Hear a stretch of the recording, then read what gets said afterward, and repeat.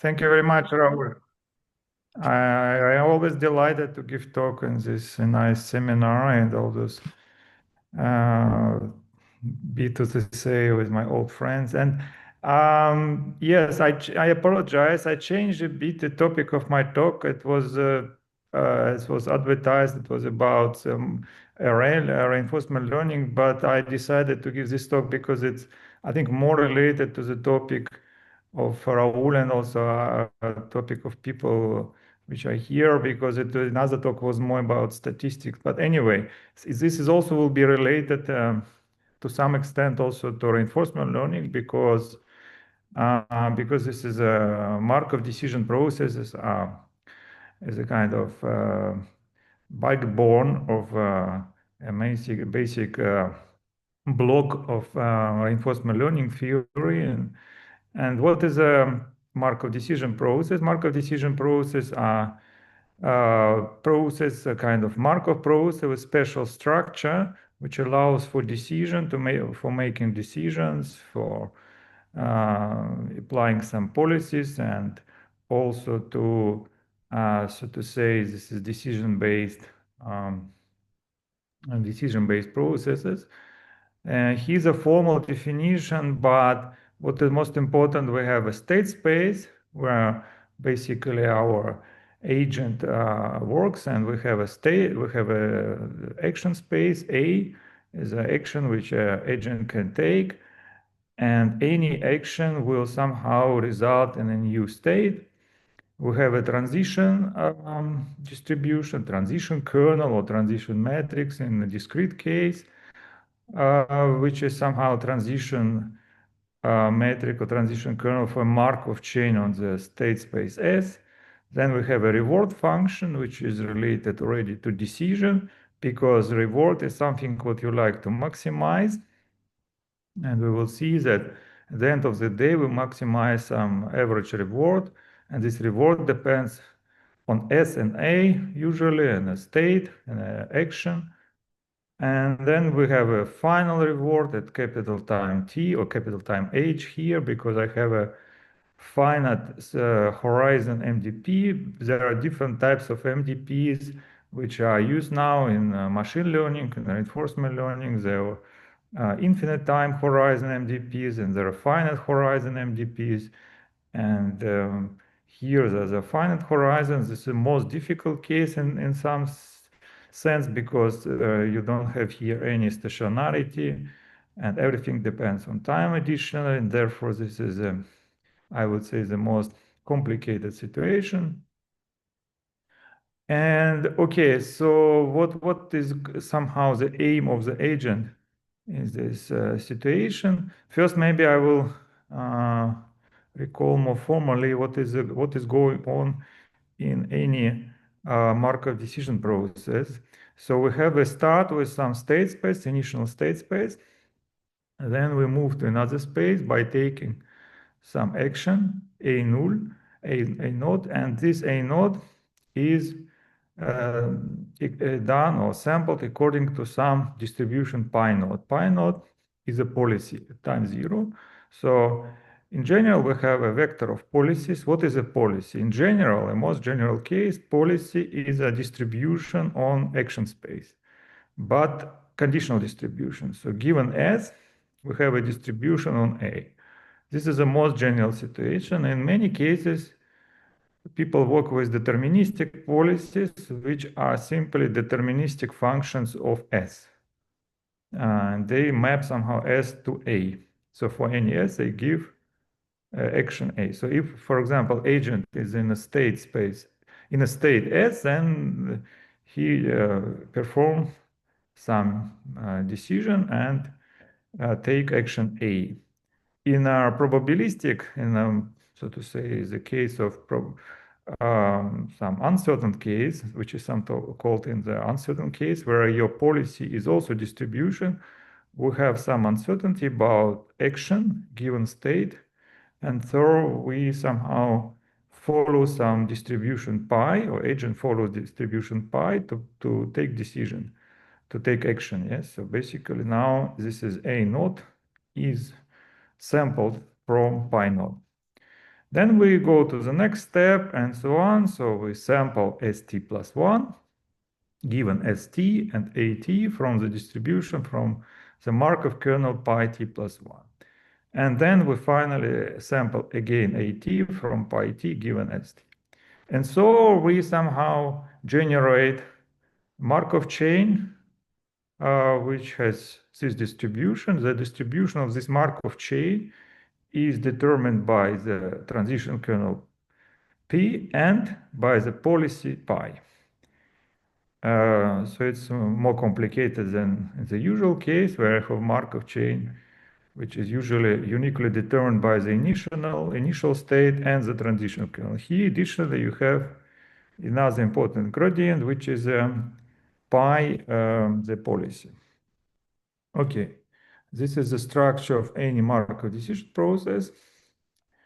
Now we can somehow simplify this process in one equation and consider as a special case, but rather general case, the situation of random iterative functions where each st is a simply deterministic function of st minus 1, at minus 1, and some external noise, epsilon t, which determines basically the randomness in this Markov chain. This is a kind of very general representation which holds basically for any Markov chain.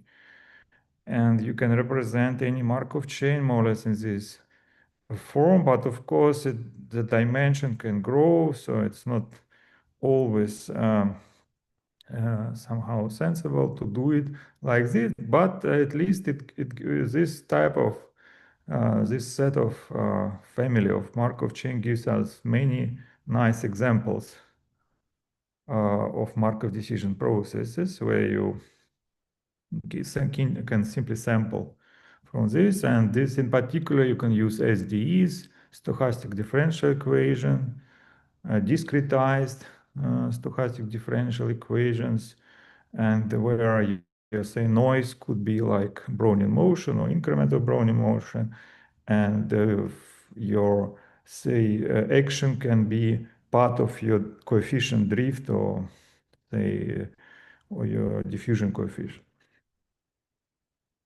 Okay, now what is the aim? What is the goal of the agent? The aim of the agent is to maximize some average reward.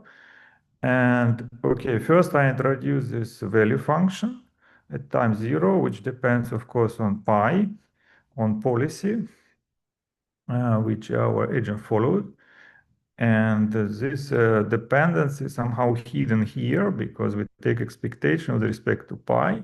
This means that agent follows this policy. The kernel is fixed. The Markov kernel is fixed, and therefore everything depends only on pi. So agent can change the policy, and then the value function will also change. Clear? And this is, of course, the you can change, you can try to find policy or vector of policies here in this case, because everything is time dependent, such that the value function is maximized. And this is exactly the problem which is we are going to solve. Basically, this is the optimization problem, which is the core of our Markov decision process and also in the core of all reinforcement learning. So basically, we'd like to solve this optimization problem. Now, maybe I need to say several words about distinction between, say, optimal control and, say, reinforcement learning, because people often ask, what is the difference? Because this is a kind of also optimal control problem, a stochastic optimal control, and also you can think about as a discrete time optimal control problem. But the main distinction is about somehow degree of your knowledge about the underlying process. Because in reinforcement learning, as usually in machine learning, say the people don't assume that they know the distribution of the, say, process ST, and they don't assume that they know the transition kernel, and therefore they need to estimate it from the data first, and then maybe to plug it into this and then solve this problem. In an optimal control problem, usually people assume that they know the all distribution, or at least say in this area of, say, stochastic optimal control, people assume that they have a generative model. Basically, they can generate samples from S, or better to say even conditional distribution. So given S naught, they can generate S1 and so on. So they can generate this conditional kernel, although the kernel itself might be unknown or very complicated analytically, but still the generative model is available. And this generative model setup is also popular in reinforcement learning as a kind of also some first attempt to solve, where you can, at least you can see then the structure of the problem. And here I will assume that I have access to the generative model, so I can generate, but also here I will assume in some sense also knowledge of the transitional density, at least to some extent. I will explain it. Okay, so now the main tool of solving any problem of this type is, of course, a Bellman equation, or dynamic programming. Sometimes it's called dynamic programming, sometimes the Bellman equation. In continuous case here is that this is equation which somehow gives you this equation, fixed point equation, fixed point problem for V star. So V star is a optimal value function. It satisfies this fixed point equation because you have C here, you can see here V star on the right hand side and on the left hand side. So you can think about this as a kind of fixed point equation, but also it allows you to compute V star in a successive way. Yes, you start with at time, say, capital H, final horizon time, and then you go backwardly and compute other values of V star. But of course, the main bottleneck, this is a computation of expectation at each step, because it is a conditional expectation, depends on X and A. And if you do it like successively using Monte Carlo, say, you will end up with a nested Monte Carlo, which is known to be rather time consuming. And also, of course, it depends on the horizon, but anyway, it's not a very good idea. You can use many other methods available, say regression methods, to approximate function, this conditional expectation for each time, using kind of basis functions or some non-parametric approach to get basically this at each step, to get this as a function of X and A, or at least on some grid. Yeah. So just as a comment, one can Yeah. see it as a dynamic programming, right? You're going backwards, and in discrete time is very natural, the connection with dynamic programming. Continuous time, you have to take a limit, but in here is direct. Yeah, it's very nice because you can go backward, yes, and also, but you need also to solve this optimization problem over 80, of course, which might be, of course, not easy, depends on the complexity of your action space. But anyway, yes, in principle, this is doable, or at least approximately doable, and you can do this. And there are some results on the general type saying that you, in many cases, okay, if, for example, your state space is say compact, but not finite, or you can consider situation your action space is finite, but state space is not finite.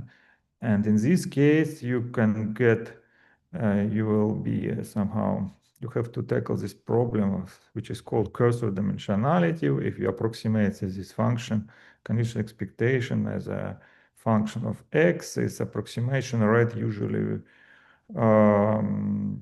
it will somehow depends on dimension in some not a very nice way. This is called cursor dimensionality. In any way, if you say do it like using nested Monte Carlo, you will get another curse of horizon, where it will be exponentially in horizon.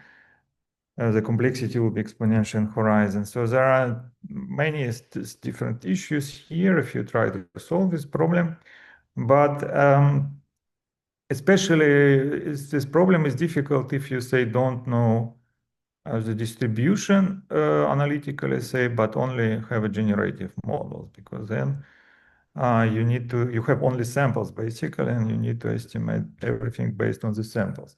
This is a kind of problem. Okay. In my talk, I will consider special case where you have what kind of special situation. It will be general model, but I assume that I know the conditional densities analytically. And then we can develop an approach which is somehow similar to approach in kind of which is known from option pricing of pricing American options, and also at least similar in the spirit to this approach. It's called mesh method. So mesh method is a kind of method where you rewrite a bit this expectation using some importance weighting. I will show how it works, and then you basically replace everything by sampling from simple distribution, not from this complicated, by more simple reference distribution. But in this case, in this particular case, this is more difficult because we have the whole chain. We cannot sample from one distribution, as I say in the stationary case, because there is also another case, what Raul mentioned, this is, say, infinite horizon case. And this infinite horizon case, you basically have this similar equation, but you don't have H. Basically, then you have a real fixed point problem where you have here no H at all. And here you sample from a stationary distribution. And this is a kind of, this type of problem results in a fixed point. And you also can use kind of Picard iteration to solve this fixed point, starting from initial approximation, and they computing another ones, and so on. And so you can get something here. The advantage of this approach a bit, or at least not this approach, but this model where you don't have dependence on H, is that you have only one measure here, then in this stationary measure here. You don't have so many measures as here, because here you have H, capital H, different measures. And in the case, and this kind of problems were tackled first by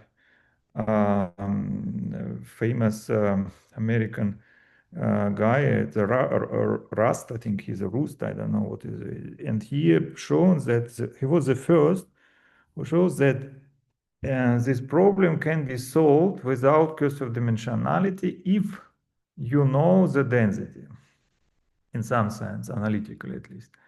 And you can solve this problem without cursive dimensionality. This was a kind of, in some sense, breakthrough, because people believe that, okay, if you have this problem, you will, with at least with continuous state space, you always get a kind of cursive dimensionality. But he showed that it's possible to avoid it, of course, under a bit restrictive assumptions. For example, he assumes that X is a unit cube. I think A is finite. And if you have unit cube, you can take uniform distribution unit cube, and then you, as a reference measure, and make kind of change of measure and get something nice. But I will, basically, you will see from my approach that if you know this Rust approach, if not, okay, it's not the problem. I will present my approach, and I will mention at some point where this really important that, for example, you have only one measure. And also, what is quite important, that Rust assumes that a state space is compact. And if you don't assume that state space is compact, the situation becomes much more complicated. But the non-compact state spaces are also somehow natural, at least from the point of view of, say, if you work with SDs, because you have Brownian motion, you have a kind of everything is a Gaussian or sub-Gaussian, so you have, and it's kind of natural to do this. Okay, so now about, so I will use some kind of this formulas which are uh, Chapman-Kolmogorov basically for the transition densities, but the only difference that I always here I will always trace the dependence on control because it must be clear that everything here, if you say take some controls, some actions control, then everything depends on choosing controls. For example, here I mean that pH depends on control up to time smaller than h, yes, because everything depends on, and also so this dependence is, you cannot forget about this because it's somehow important.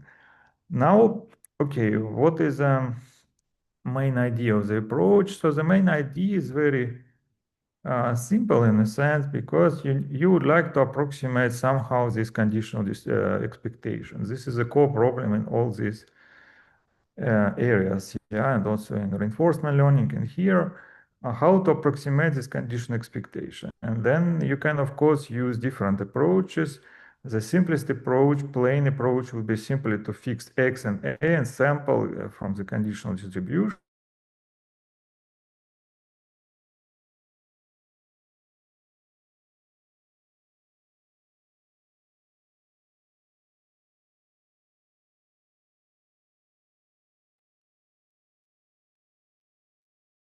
Hello?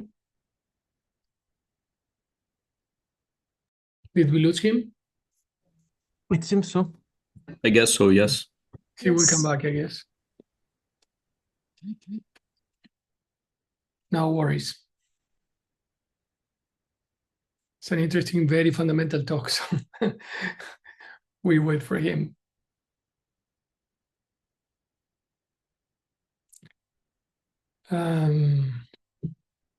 Yeah.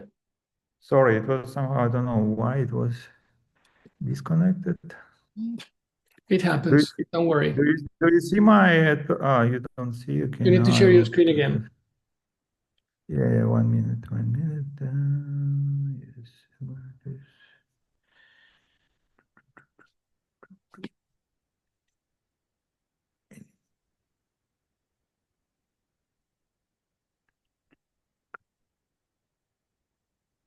Always a bit difficult. 1 minute. 1 minute.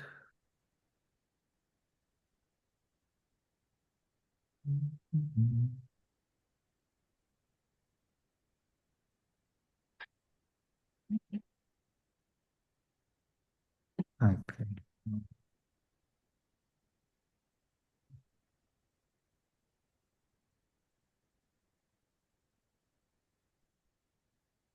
Okay.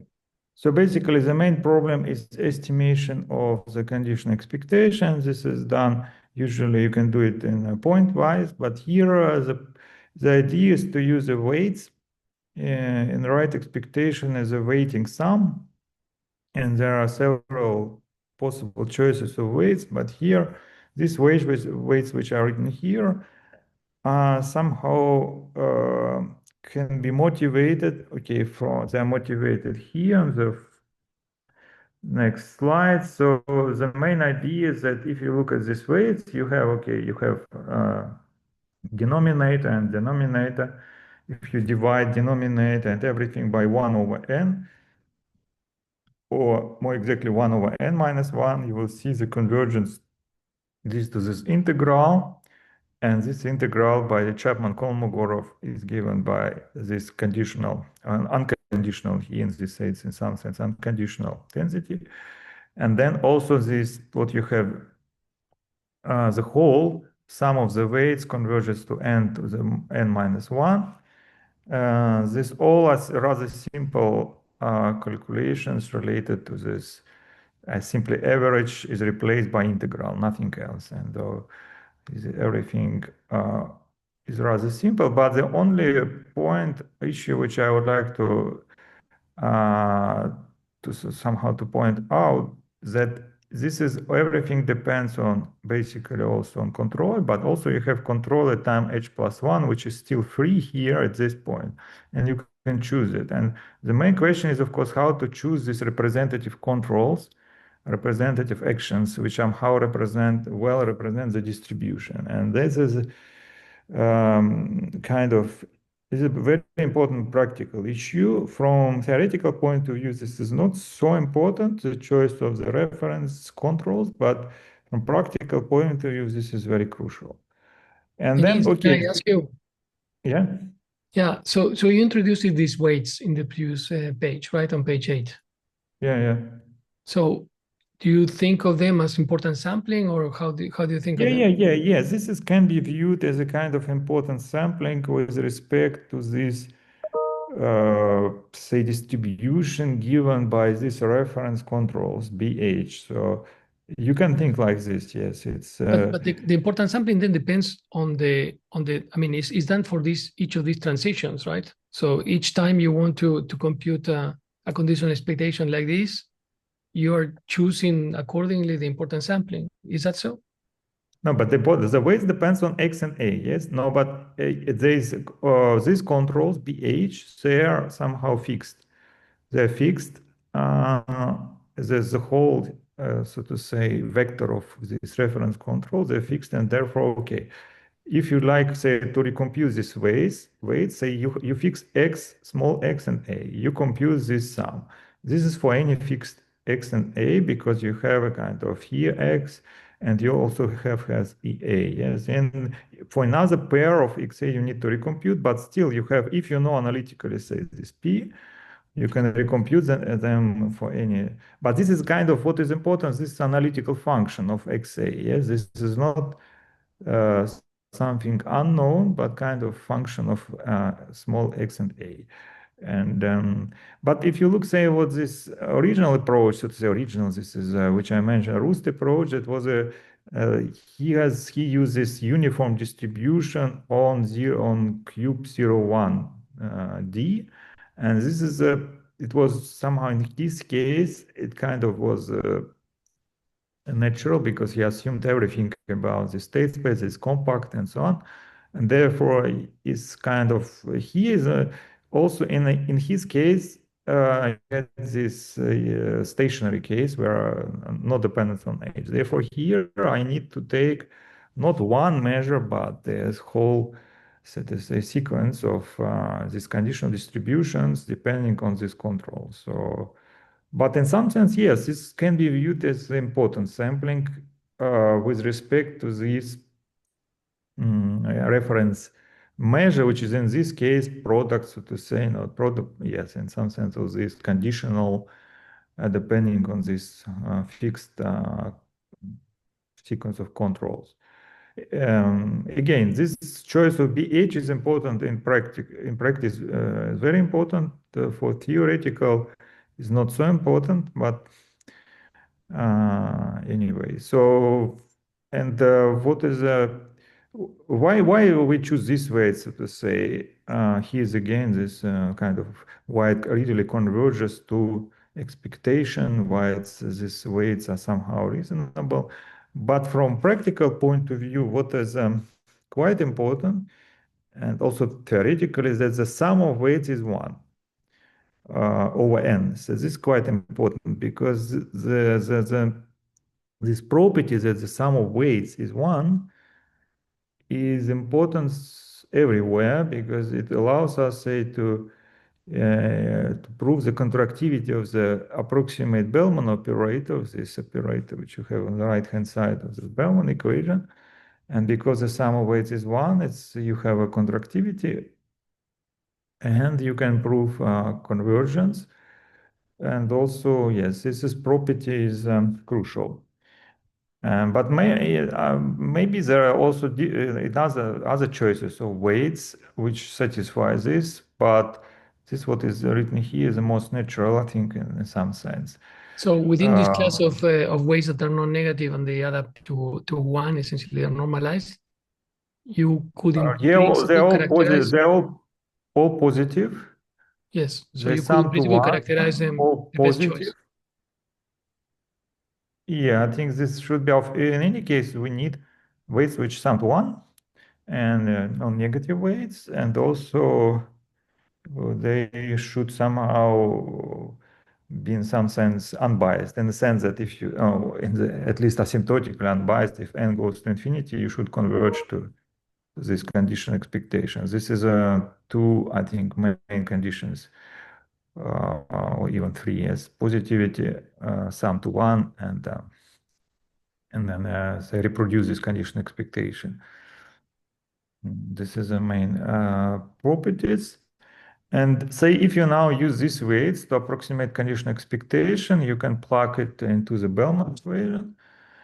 And okay, one may ask, what is the difference if you say use these weights, or you make kind of, you can generate samples from for any x and a from your distribution. The main difference is that this is already function, deterministic function of xa. This is the most important thing, that this means that you can basically, in the next step already, Bellman equation, you don't need to recompute it for any, at least you don't need to sample it for any x and a, yes? But again, the assumption here is also strong. You assume that you know the density of your process is known analytically, or at least you may weaken a bit it, say it's maybe known with some error, but it's not completely clear what is the influence of this error. Okay, now we can somehow propose this algorithm where we simply plug this estimate for condition expectation to this Bellman equations, and we iterate in time, backwardly in time, and you get estimate, at least at some initial point x naught for your value function. And this is a kind of the algorithm here. Now, what is about, and here you see also here, because you have here this expectation, you have here this basically this average, and this is important that this operator, which superiorm here, will be a contraction because he will be sum of weights equal to 1. Okay, what we can prove? We can prove some results also for compact. Here I, for example, assume that both state and action space are some subsets of the Euclidean space, so they are not finite, because the finite case is a kind of simplest one, but the more complicated case if you have compact state space, and even more complicated if you have non-compact state space. And now, okay, if you say assume something about your densities, that they are somehow continuous in X and also in action. But here, I think even case of finite A is allowed here, because I use, for example, here some metric between A, row A, which may be also counting metric, so it might be also finite. Okay. Now, what we have under this assumption, we have this estimate. So this kind of typical odd of 1 over square root of n. Here there's some measure of complexity of our states and action space, which is usually measured here is the covering number of this state. This is basically here n is the covering number, is entropy, n is the number of balls needed to cover the state space or product of them with some balls of radius u, say in this metric, yeah. And then, okay, you can say this is, if you have very complicated state spaces, you have or action space, you have very large covering number, and this may even diverge this integral because you start from 0. But anyway, we assume that it's at least finite, because you take logarithm, is even if it increases, say, polynomially, this is not a problem. If it increases exponentially, then you need some restriction. Otherwise, this will not converge. This integral will not converge. Anyway, we have here square root of n, and what is important here, finally, what we have about the complexity of this, and we will see immediately from this result, we will get a complexity which is I don't know, I not written here, but complexity will be here epsilon minus 4, because you are quadratic. Your complexity is quadratic in any some sense, because you have here you need to compute pairs always, your weights at some pairs, yeah, so you have on a square basically, and then you will see, okay, so in some sense this is quadratic, and therefore the whole complexity, I will give this at the end of my talk, but anyway, complexity is epsilon minus 4 for this case, and this complexity coincides with complexity given by also by Rust in his paper. But now we don't assume that they are, at least we don't assume that state space say 0, 1, D, yes, and also we have a more general non-stationary Markov chain. Okay, Denis, now can you again, yeah, sorry for being slow, but can you again yeah. walk us through the different parameters in the right-hand side of the estimate? Here you have L is the bound, this is comes from Lipschitz continuity of your kernel. This is diameter of your set in your given matrix. Say, for example, if you have Euclidean, this is a diameter, simply a radius of ball. If you have S as a in a ball of radius, say diameter of S, and this is also diameter of your set A. This is okay. This I described. This is a di is a Dudley integral. This form related also to complexity of our problems. This is h square is the horizon, dependent on the horizon, which is Yes. square. This is g is a bound, upper bound, I think, for also for reward function and for, yes. And delta, I think here is also parameter. I forgot what is exactly Is it delta. related to some probability or no? Yeah, because this is all in some sense based on the samples. Yes, it's a probability, but uh, here we have expectation with, sorry, I need to understand this. No, I don't think this is a probability, because we Okay. have expectation now here. 1 minute. I think this is, no, sorry, no, this is not probability. This is delta is a lower bound of your density. And this is exactly, Okay. this was quite important, because this condition is okay for compact state spaces, but not okay, say, for non-compact, because this Yes, you will always somehow have a makes, density that goes to yes, zero. this will be important. And therefore, the next part, we go to the non-compact case. And here we need to somehow make a stopping, early stopping. We need to apply kind of early stopping approach to bound it to some domain. First, we fix some domain, and then we consider domain as the first hitting time for the boundary of this domain, and then we go outside. And if we're outside, we simply, so basically we simply stop on the boundary, and then we consider, so we stop after first exit time of this set. Okay. And So it's this is kind of important. cut-off estimate.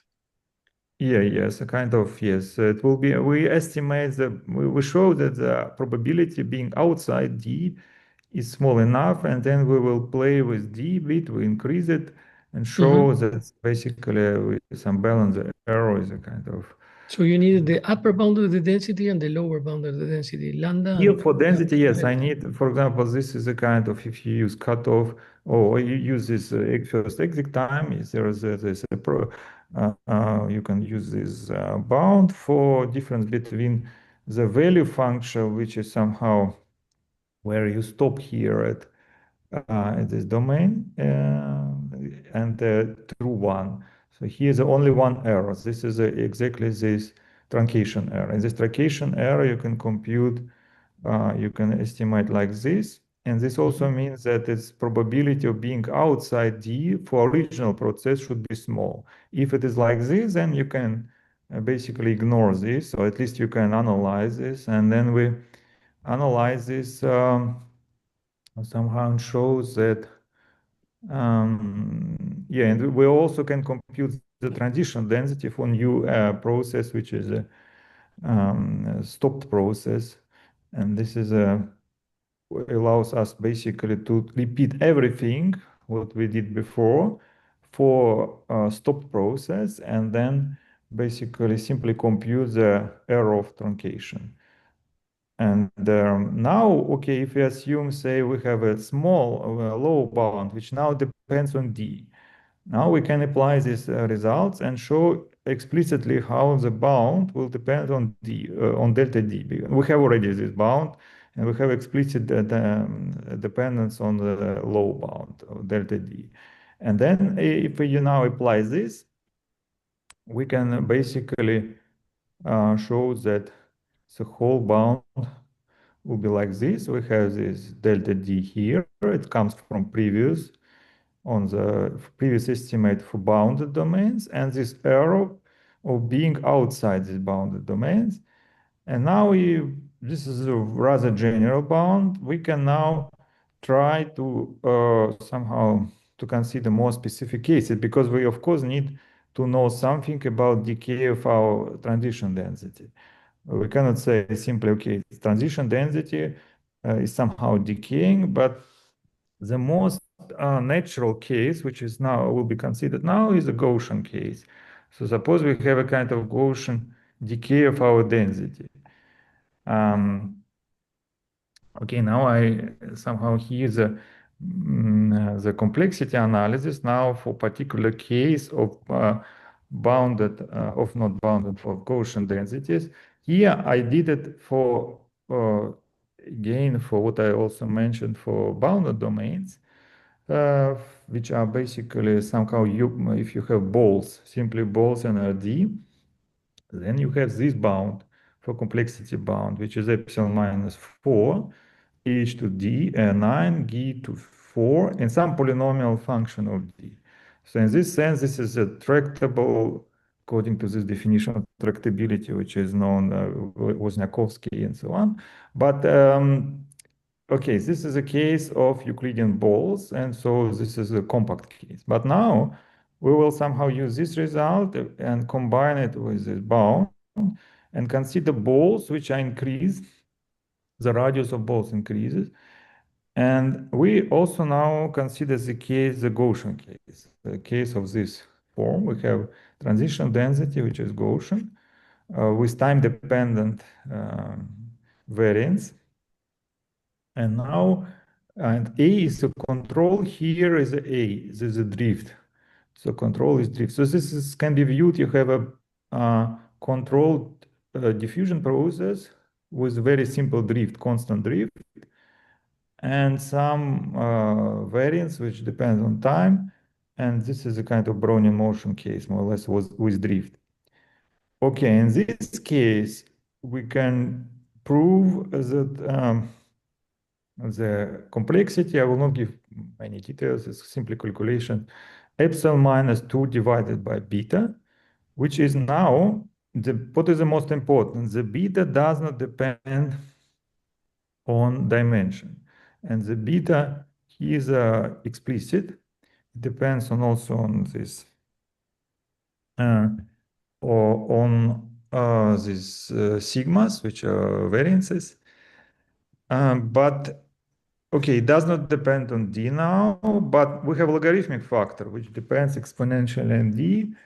And we call this situation semi-tractable because, okay, in this main term, we don't have dependence on D, but we have still dependence on D in this logarithmic term and some polynomial function of H and D. And so this is a kind of, but this is the first case and first study of the non-compact case, because all studies before were restricted to compact cases, and also this is somehow first non-compact situation where we have this. But unfortunately, unfortunately, but this is kind of the fact that we have here beta depends on H on the horizon, because it depends on here you have this H bar sigma bar h depends on horizon. So you have some kind of dependence on horizon at the end of the day.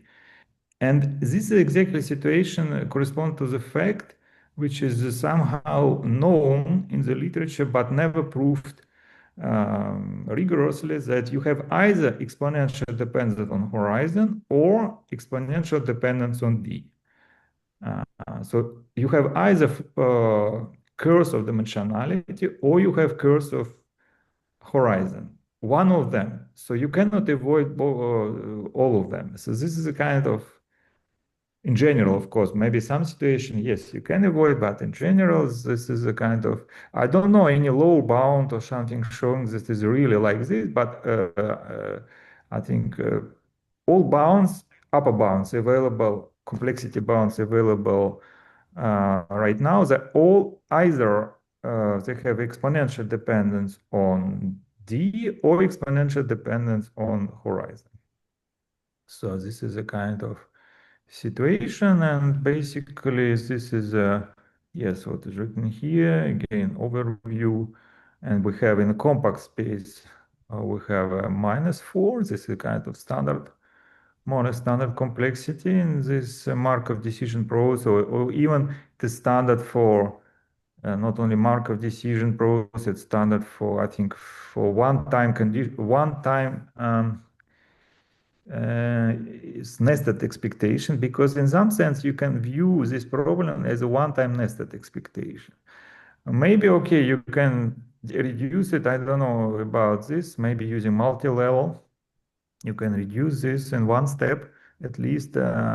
This is not completely clear to me. We have one paper, old paper on American options, where we also applied multi-level, and I think we got some reduction, but I'm not sure completely, cannot say you definitely. But anyway, what we have in general case, we have only semi-tractability, in a sense. We have some C not here constant not depending on dimension, but depending on horizon. Here depend dimension, but if horizon is fixed, so to say, this is a kind of not problem. But if, say, your horizon will decrease or increase, I mean, for example, if you approximate continuous problem by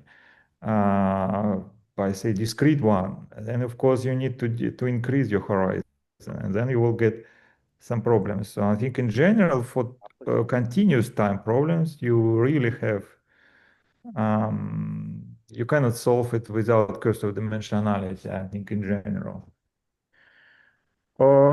Okay, so this is all. This is papers I mentioned, this Rust papers, which is quite famous, and also this our paper. And thank you very much. That was a very nice talk, Denis. Thank you very much. Thank you.